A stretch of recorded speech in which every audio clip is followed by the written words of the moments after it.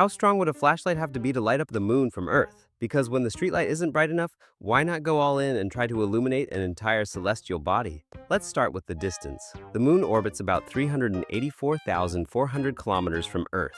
That's 384 million meters, or roughly a billion times further than your flashlight was ever designed for. Now, the surface of the moon is huge. It has an area of about 3.8 times 10 to the power of 13 square meters, and it reflects about 12% of the light that hits it. That's called albedo, but let's pretend we're not getting too nerdy. To make a visible spot of light on the moon that someone on Earth could see, you'd have to outshine sunlight, which, by the way, is 1,361 watts per square meter at the top of our atmosphere. That's 1.3 kilowatts hitting every square meter of the moon's surface, all day, every day.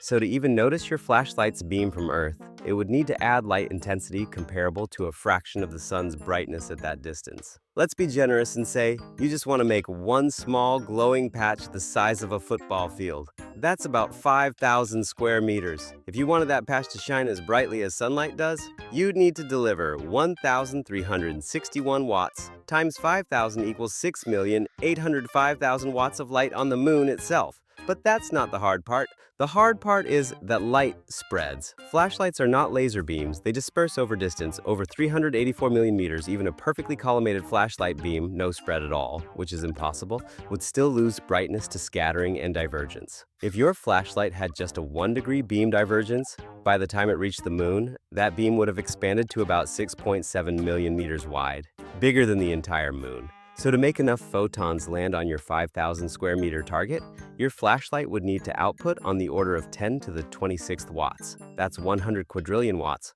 roughly the total power of the sun itself. In other words, to light up even a small patch of the moon visibly from Earth, your flashlight would need to be about as bright as the sun. And if you somehow built that flashlight, you wouldn't light up the moon. You'd vaporize the atmosphere, melt the surface, and give the moon a new crater called regret. So there you have it. To light up the moon from Earth, you'd need a flashlight about as powerful as the sun. Technically possible if you have a few billion years and a spare star lying around. One brightens a campsite, the other ends civilization. Subscribe for more and drop your wildest ideas in the comments. I'll do the math for you.